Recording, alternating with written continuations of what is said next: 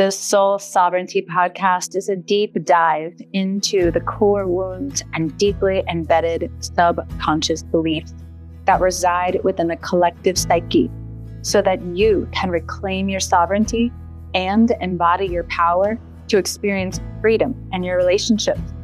It is hosted by Jessica Falcon, International Soul Embodiment Guide and Relationship Coach. Visit thepathtosovereignty.com to enter a portal of transformation. We cannot build relationships on an old, crumbling foundation that we inherited from our parents and their parents and their parents and their parents. Because for millennia, we have all been experiencing anything but freedom in our relationships, precisely because we have been told for so long, thousands of years, that love equates to possession, to self-sacrifice, to self-denial, to submission, that we're supposed to turn away from the self, ignore the self in order to get love, to have love. And this is at the root of codependency in relationships. This is at the root of toxic or abusive relationships. This is what we have to change. And we cannot change this unless we look at the inherited beliefs, the majority of which are actually embedded deep in the subconscious mind. Now, when it's subconscious, it means your conscious mind isn't what agrees. You might know I'm equal. I have a right to speak my truth. I have a right to have boundaries, but that doesn't mean you're doing it. It doesn't mean that your subconscious mind isn't more afraid of the rejection of the other person if you speak your truth than it is turning to and aligning to your own inner soul knowing. It doesn't mean that you're not afraid that if you honor a boundary, that person is going to leave you. So then you don't honor the boundary. Though you might know intellectually, I have the right to have a boundary. If your subconscious mind is holding on to that fear, if I honor this boundary, this person will leave me or get angry or create conflict or tension, and I'll feel a withdrawal of love, then you're not going to honor the boundary because your subconscious is what rules 95% of your behavior, at least according to biologist Bruce Lipton. I do know from my personal experience and working with clients around the world that that number dramatically decreases as you bring your subconscious to light. And that's my mission. That's what I do as a soul embodiment guide, a relationship coach. I'm working on a book and have been researching ancient mythology and religious history for well over 10 years to get to the root of these unequal power dynamics and codependent patterns in relationships so that we bring to light these deeply embedded subconscious beliefs, not only in your psyche, but in the collective psyche, that we will keep repeating until we bring them to light, until we shift them consciously and reclaim our sovereignty. Because the reclamation of our individual sovereignty is how we begin to create freedom in our relationships. The reclamation of our individual sovereignty is how we create relationship sovereignty, which is essentially you get to show up fully as you fully expressed. And this can't just be something you do with a partner. This is individual work that then you can take into a relationship. You're both individually doing the work to come together as two whole individuals, each sourcing love from within, value and worth from within, belonging and safety from within. Because if you're not sourcing love in particular from within you, from this divine portal that is you, from your own divinity, then guess what? You were never going to feel free in relationships. You are never going to feel free to be fully you, fully expressed, until you learn how to anchor into your divinity and create internal safety by accessing this deep level of love within you. Now, this is beyond self-love. This is accessing the divinity that you are, anchoring into that. You're not becoming something else. You're becoming more of who you truly are. You are basically the work, what I guide my clients into, is to release what's not your truth. It's an ancient rite of resurrection into the soul self, into the true self, as you shed what's not your truth. This has been in writing for 5,000 plus years, this rite of resurrection, carried all the way through Greek mythology, Egyptian mythology, starting in Sumerian mythology. And it's timeless because the aligning to our individual soul truth, releasing what is not your truth, is how we embody the soul, embody our divinity. And that is how we reclaim our sovereignty. When we reclaim our sovereignty, we experience nothing but freedom because we're not living bound to the limitations of physicality. We're not living bound to the limitations of other people, their capacity or incapacity to love you. You're living a soul-led life that literally is existing within the realms of miracles and magic and wealth and abundance, because that is your God nature. Now, we have been denied access to our God nature for so long. We've been told that we are purely physical, purely, 3D human beings. And that, in fact, to turn toward the self is what threw Adam and Eve out of the garden, quote unquote. You can only be controlled if you do not know your own divinity. You can only be possessed when you are not fully possessed by yourself, when you are not fully self-possessed. Let me state that one more time, a little more clearly. You can only be possessed by another person when you are not fully self-possessed. You can only be controlled by another person when you are not your own master. And so turning toward the self, the distinction is the true self, the soul self, not the ego self. This is where it can get, quote, confusing. When you turn toward the true self, the soul self, the divine self, you begin to access this energy, this frequency, this truth, because it is a massive frequency shift I guide my clients into. It's why I do a lot of light language activations, frequency, energetic work, in addition to connecting my clients to their body through embodiment practices, and of course, the mental and emotional work, which is necessary to reprogram the subconscious, because you are literally shifting your frequency to align with your soul frequency. I believe it was 2 weeks ago, we did a soul frequency activation in the online temple of divine feminine power that they can go back to all the time as much as they want to tune into that frequency of the soul. So if you want access to that, you can join the online temple and you'll get access to the past practices in addition to a bunch of womb practices that I'm now including as a bonus when people join the online temple of divine feminine power. So the reason that I'm so passionate about relationship sovereignty, the reason that I'm so passionate about creating freedom in our relationships is because I have walked this path myself for over 15 years. And when I was a criminal prosecutor, I didn't know anything about this. I was living, I wouldn't call my life normal by any means, but I was definitely living based on what I was told, based on the external world. Now, sovereignty is learning how to live from within, radiate that divine truth outward, not taking the world in and making it yours. I was definitely taking that world in and making it mine. And even though I was soul-led, even as a child and very connected to my soul, I wasn't necessarily living my soul's truth or embodying my soul. And there's a big difference. I'll do a podcast episode in the future, so be sure to subscribe or sign up to receive the weekly episodes to your inbox on the difference between, quote, being spiritual and being soulful, because it is a big difference.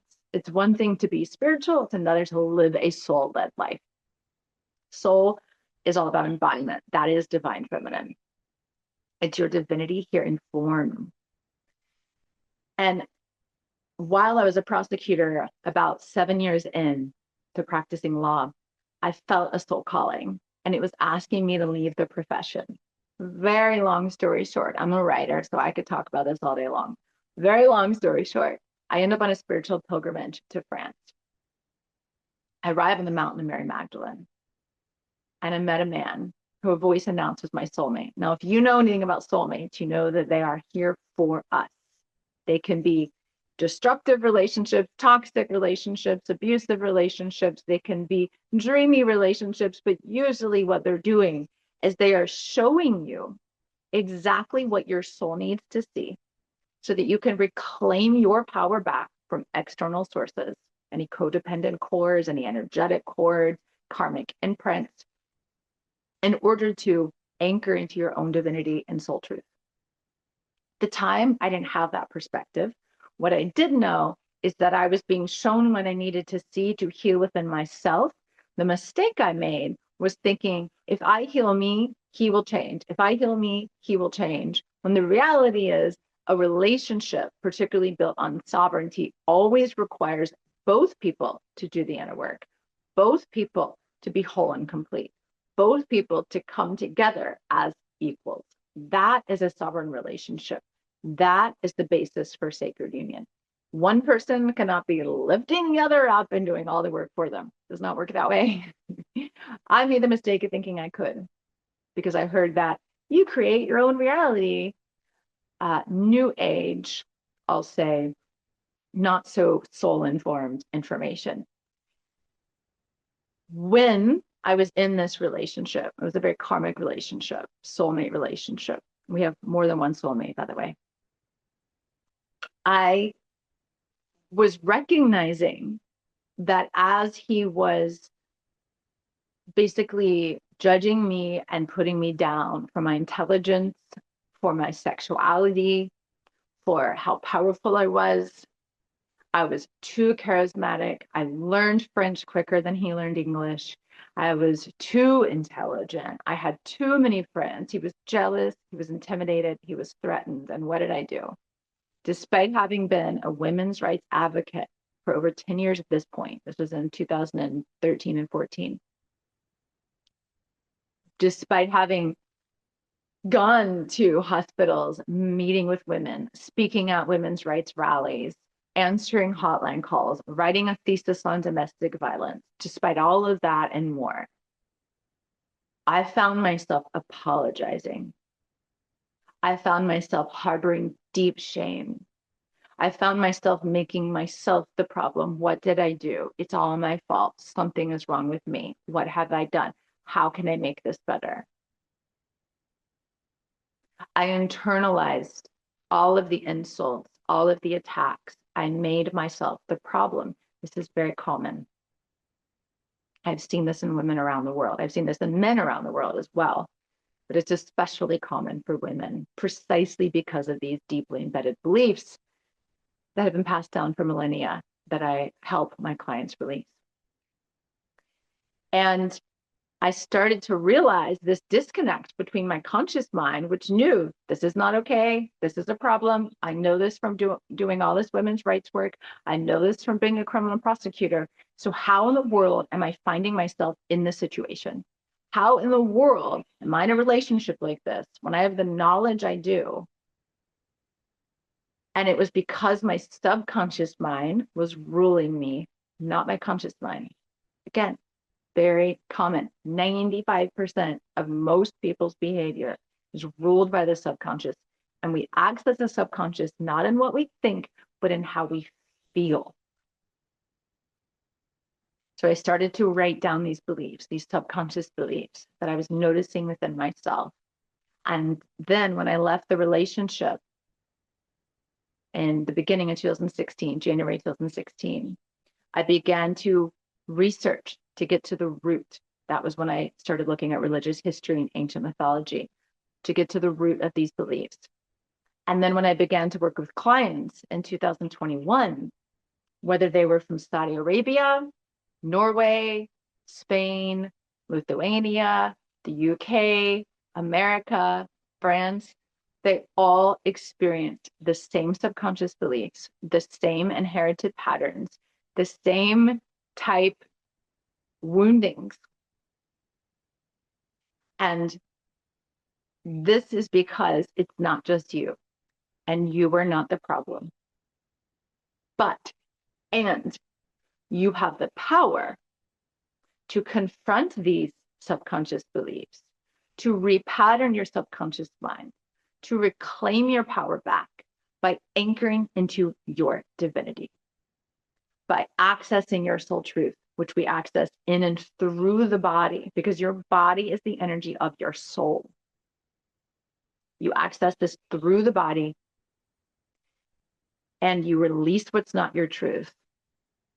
And that's how you reclaim your sovereignty, so that you can speak your truth of your heart, so that you place yourself equal to others, so that you honor your boundaries, so that you're not ruled by these old patterns that might not even make sense to you, so that you're no longer ruled by fear and self-doubt and shame and guilt and blame and powerlessness and victimhood. You literally return to your erotic innocence. You return to your sacred sexual sovereign power. That is your birthright. Now, I do this work on relationship sovereignty one-on-one with clients and a portal transformation to embody your sacred sovereign power. And I also do this in my retreats. I have a retreat coming up in Greece this fall. It's an initiation into divine feminine power. And then there's the online temple of divine feminine power. But if you aren't sure where to start, you just want to begin looking at some of these beliefs, there's a free course. It's a free 12 days of transformation. And each day for 12 days, you have reflective questions, teachings, and embodiment practices. There are 5 recorded embodiment practices, and the other 7 are simple that you can really apply to your day. So you begin to look at your patterns and relationships, your pattern and sexuality, your emotional patterns, your mental and belief and thought patterns, so you can begin to make the shift.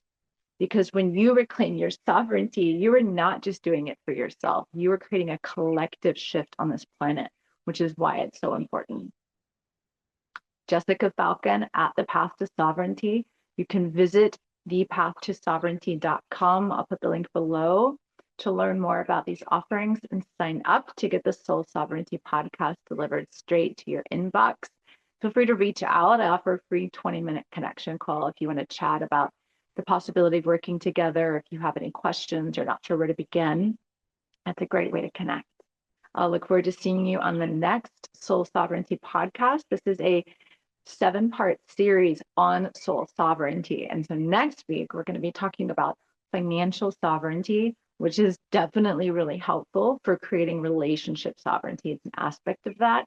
You can tune into the other episodes of the podcast on everything from mental sovereignty, emotional sovereignty, sexual sovereignty, divine feminine sovereignty, body sovereignty, and energetic sovereignty. I believe those are the other parts of the series, because I had a little bonus on of the divine feminine sovereignty for you.